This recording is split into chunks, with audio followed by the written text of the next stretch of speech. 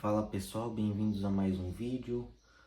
Hoje a gente vai estudar Gênesis 21. Se você está de paraquedas, você está perdido aqui, isso é um programa que a gente está todo dia estudando um capítulo da Bíblia. A gente vai estudar a Bíblia toda, todo dia um capítulo. A gente está em Gênesis 21, tá?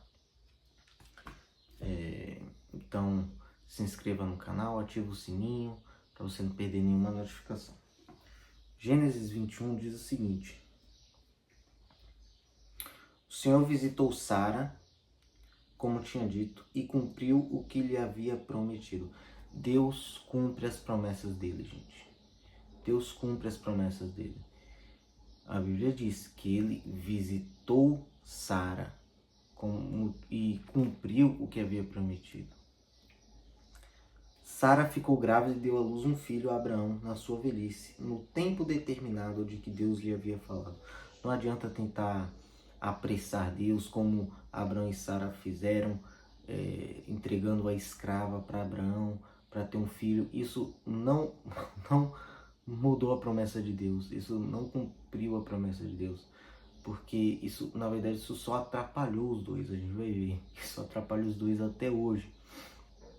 Essa tentativa de apressar o tempo de Deus. Não, Deus ele cumpriu, deu à luz um filho, Abraão, na sua velhice, no tempo determinado de que Deus lhe havia falado. No tempo que Deus falou. Toda vez que você tenta apressar a promessa de Deus, você só se atrapalha. Versículo 3. Ao filho que lhe nasceu, que Sara lhe dera à luz, Abraão deu o nome de Isaac, que significa riso. Riso porque Abraão riu. Não foi porque Sara riu. Antes de Sara ter rido, Abraão também tinha rido. Abraão circuncidou seu filho Isaque quando ele tinha 8 dias, segundo Deus lhe havia ordenado. Abraão tinha 100 anos quando lhe nasceu Isaque, seu filho, e Sara disse: Deus me deu motivo de riso, e todo aquele que ouvir isso vai rir comigo. E acrescentou: quem diria a Abraão que Sara ainda amamentaria um filho? Pois na sua velhice lhe dei um filho. Isaque cresceu e foi desmamado. Nesse dia em que o menino foi desmamado, Abraão deu um grande banquete, um culto de ação de graças. Sara viu que o filho que Agar, a egípcia, teve com Abraão, Ismael, estava zombando de Isaque. Sara viu que o filho que Agar, a egípcia, teve com Abraão estava zombando de Isaque. Então Sara disse a Abraão: mande embora essa escrava e o filho dela, porque o filho dessa escrava não será herdeiro com o meu filho Isaque. Então, ela, né, do que se queixa o homem dos seus próprios pecados, ela tá pagando o que ela fez, né? A ideia de Ismael foi dela. E aí ela viu o fruto da carne zombando do fruto do espírito. Abraão ficou muito incomodado com isso por causa de seu filho, Ismael. Mas Deus disse a Abraão: não fique incomodado por causa do menino e por causa da escrava. Faça tudo o que Sara disser, porque por meio de Isaque será chamada a sua descendência, que é Cristo, é o descendente da mulher que também é o descendente de Abraão. Mas não é descendente de Abraão com a escrava, é descendente de Abraão com a esposa dele. Não é o descendente de Abraão com o fruto da carne, mas com o fruto do espírito. É o descendente de Abraão por meio do fruto da promessa, da paciência da promessa. Então a descendência que Deus prometeu a Abraão não vem de Ismael, vem de Isaque. Abraão tentou ajudar Deus, mas não. A descendência que Deus prometeu a Abraão, que será como as estrelas do céu, é por meio de Isaque e não por meio de Ismael. Mas também do filho da escrava, Ismael, farei uma grande nação, que são os árabes. Porque ele é seu descendente. Ismael também é descendente de Abraão. Na manhã seguinte, Abraão levantou-se de madrugada, pegou pão e um odre de água, pôs tudo sobre as costas de Agar, deu-lhe um menino e a despediu. Ela saiu andando sem rumo pelo deserto de Berseba, tá? Que a gente vai ver porque se chama Berseba. Aqui nessa época ainda não se chamava Berseba, né? Vai se chamar depois, a gente vai ver ainda nesse capítulo. Quando acabou a água que havia no odre, Agar colocou o menino debaixo de um dos arbustos e, afastando-se, foi sentar-se em frente, à distância de um tiro de arco. Isso aqui é importante, que a gente vai ver que Ismael é flecheiro, à distância de um tiro de arco. Porque dizia, assim não verei o menino morrer. E, sentando-se em frente dele, levantou a voz e chorou.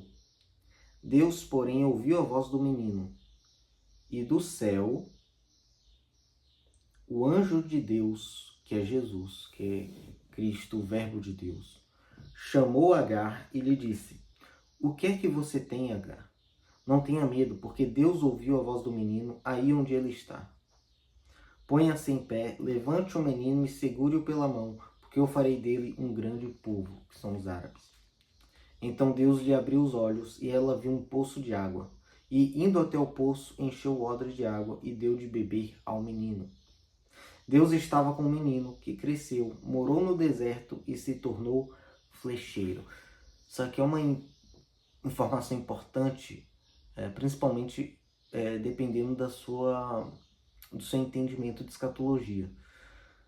Há quem acredite que o cavaleiro do cavalo branco do primeiro selo de Apocalipse, em Apocalipse 6, seja o anticristo. E o cavaleiro do cavalo branco tem um arco na mão. Arco na Bíblia fala de traição, de atirar por trás, enquanto o cavaleiro do cavalo branco de Apocalipse 19, que é Cristo, tem uma espada, porque ele enfrenta, ele bate de frente. O anticristo, ele tem um arco, porque ele não enfrenta, ele atira pelas costas, de longe. Ele é covarde. E há quem acredite que o anticristo vai ser árabe, ou seja, um descendente de Ismael. E é por isso que o texto bíblico faz questão de dizer que Ismael era flecheiro, uma tipologia desse anticristo, do cavaleiro do cavalo branco, que tem um arco, representando Ismael, representando a origem dele, né? Não que Ismael seja um tipo do anticristo, mas porque o anticristo, segundo eles, se origina de Ismael. Ele morava no deserto de Parã, e a mãe dele o casou com uma mulher da terra do Egito. Por esse tempo, Abimeleque e Ficol, comandante do seu exército, disseram a Abraão. Ou seja, nesse tempo que tudo isso aconteceu, Abimeleque e o comandante do exército dele, Ficol, disseram a Abraão, Deus está com você em tudo o que você faz. Portanto, aqui neste lugar, jure por Deus que você não enganará a mim, nem a meu filho, nem a meu neto, e que tratará a mim e a terra em que você tem morado com a mesma bondade com que eu tratei você. Abimeleque está falando, trate não só a mim, mas o meu reino. Trate o meu filho quando for rei, o meu neto quando for rei, depois que eu morrer, depois que o meu filho morrer, com a mesma bondade que eu te tratei. Abraão respondeu, eu juro. Mas Abraão repreendeu Abimeleque por causa de um poço de água que os servos deste haviam tomado à força. Abimeleque disse, não sei quem fez isso. Além do mais, você nunca me falou nada e eu não tinha ouvido nada a respeito a não ser hoje. Então Abraão pegou ovelhas e bois e os deu a Abimeleque, e os dois fizeram uma aliança. Abraão pôs à parte 7 cordeiras do rebanho. Abimeleque perguntou a Abraão, que significam as 7 cordeiras que você pôs à parte? Abraão respondeu, você receberá das minhas mãos as 7 cordeiras, para que me sirvam de testemunho de que eu cavei este poço. Por isso, aquele lugar foi chamado de Berseba. Ou seja, o lugar que Agar e Ismael estavam era um deserto, e lá esse lugar recebeu esse nome de Berseba, né, que em hebraico significa poço do juramento. Beer é poço e Seva é 7 em hebraico. Beersheva, poço dos 7, talvez por causa das 7 cordeiras ou por causa também do juramento, já que a palavra 7 também pode falar de juramento em hebraico. Então é até um trocadilho, o poço dos sete, o poço das sete, falando das cordeiras, também por causa do juramento que eles fizeram, tá? Porque ali os dois fizeram um juramento. Quem sabe não foi esse poço de água que Agar e Ismael viram e beberam. Assim fizeram aliança em Beceba. Depois Abimeleque e Ficol, comandante do seu exército, voltaram para as terras dos filisteus. Abraão plantou uma tamargueira em Beceba e invocou ali o nome do Senhor, o Deus eterno. E por muito tempo Abraão morou na terra dos filisteus. Então, pessoal, curta esse vídeo, comenta o que você achou, compartilhe esse vídeo, se inscreva no canal, ative o sininho e até a próxima.